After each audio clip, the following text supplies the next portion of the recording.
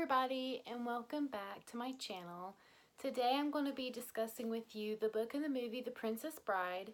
I'm going to tell you a few facts about the book and the movie, and then we're going to compare and contrast the similarities and differences of each. And then I'm of course going to give you my opinion on which one that I think was better. So let's get started with a few facts about the book. The book was originally published in 1973 by author William Goldman.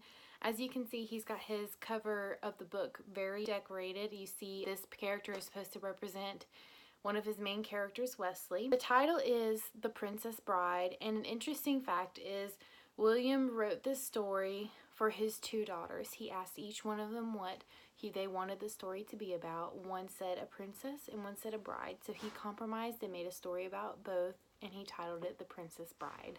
The movie was released quite a few years later in 1987, and two of the main actors is Cary Elwes, which is the one who played Wesley, the main character, and Robin Wright, who is playing Princess Buttercup. Another very interesting character that played in here was Andre the Giant. There is a scene in this movie where the character Count Rugen knocks Wesley unconscious by hitting him on the head. The actor who played Count Rugen was scared of hurting Cary, the person who played Wesley. So Cary was finally like, it's okay, just give it what you got, let's get a good movie take. And he did, and Cary indeed actually ended up passing out, which is the film clip that made it to the movie.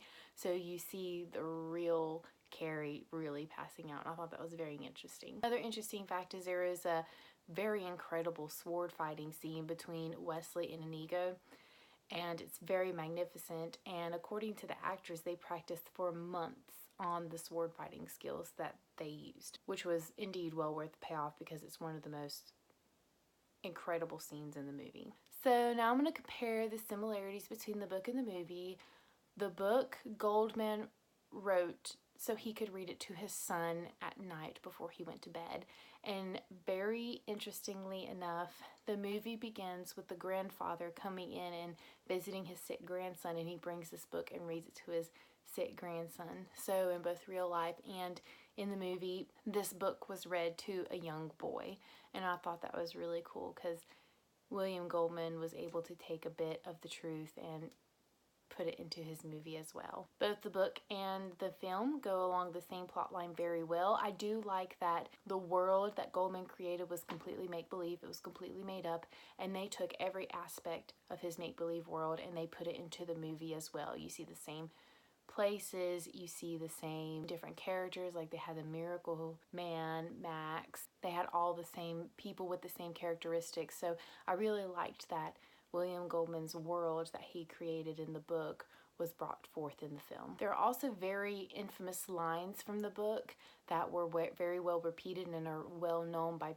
lovers of the book and the movie alike. The line, "as you wish," was very important in the book. It was one of Wesley's ways of telling Buttercup that he loved her. And it was also the way that Princess Buttercup knew that the Dread Pirate Roberts was actually Wesley, is by this line, "as you wish," and they did make good use of that in the movie as well, and I was very pleasantly pleased to see that. Also, the word inconceivable. Vizzini in the book says this word very multiple times throughout all of his presences, and in the movie, on almost every bit of screen time that he also said the word inconceivable. So I was very glad to see those special lines coming forth from the book into the movie as well. So as there were a lot of similarities, there were also quite a few differences as well. The main difference that stood out to me is the book was not quite as serious as the movie. There was a lot more comedy, a lot more silliness in the book. The movie was more straightforward, serious. In the book, in my opinion, they kind of presented Buttercup as kind of a silly character. In the movie, she was more strong and serious, and it was almost like two completely different Buttercups portrayed in the book and the movie. A couple small differences is when Vizzini, Inigo, and Fezzik captured Princess Buttercup and was transferring her on the boat, they went through waters that were infested by creatures. In the book, the waters were infested by sharks. In the movie, they made it shrieking eels. I'm not quite sure why they made that change. Both did serve the same purpose. They were both scary and frightened Buttercup, but they were two completely different creatures. Another small difference was in the book, Wesley was held captive and tortured in the Zoo of Death.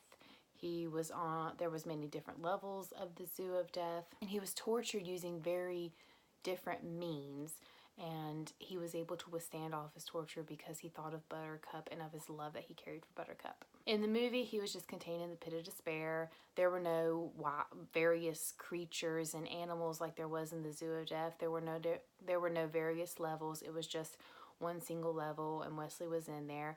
In the movie, he did not suffer all these different means of torture. The one and only thing they did was put him on the machine, which he did endure in the book as well, but they only went to that means after all the different tortures were not working on him. In the movie, that's all they did was just the machine. Another thing that was different is in the book, they gave a lot more depth into Fezzik's and Inigo's past. They had kind of their own little stories in there. It told of them growing up, how they became who they were, why they have their goals, what made them into what they were. And I thought that was really interesting. It really gave me a very big look into their personal selves that the movie did not offer. In the movie, it only gives you vague and small clips of their background. You don't really learn much about Fezzik other than he fights, and according to the movie, he was from Greenland, although in the book, I believe he was from Turkey.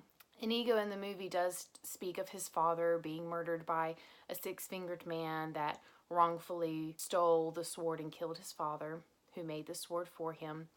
But in the book, we are given a very much more into-depth look at Inigo and his traveling and his learning sword fighting for his revenge on his father. So that was one thing that I really liked about the book, is you got a bigger in-depth past look at Inigo and Fezzik, whereas in the movie you don't really see that. Alright, so I do have to say The Princess Bride is one of my favorite movies, and I might be a little bit biased when I say this, but between the book and the movie, I do have to say that the movie was better.